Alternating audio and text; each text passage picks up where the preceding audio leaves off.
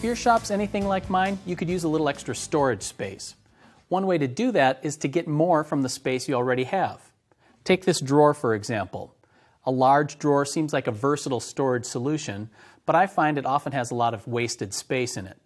And by the time you fill it up, all the stuff at the bottom is lost and hard to get to. A way to get around that is to transform the drawer into a two-level storage drawer like this one. What I have here are two shallow trays up on top, perfect for small items. When I slide them out of the way, it reveals a large storage well for bulkier items. The nice thing is that transforming a drawer like this isn't as difficult as you might think. It starts with laying out a notch on the drawer sides.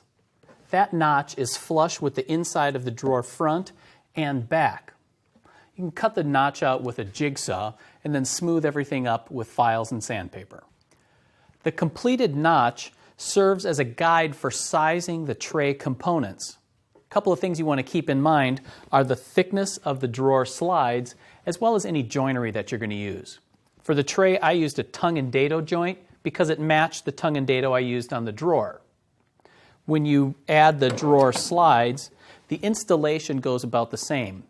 What's different here is that you're going to add the cabinet portion to the drawer front and back, whereas the drawer component will be attached to the tray front and back.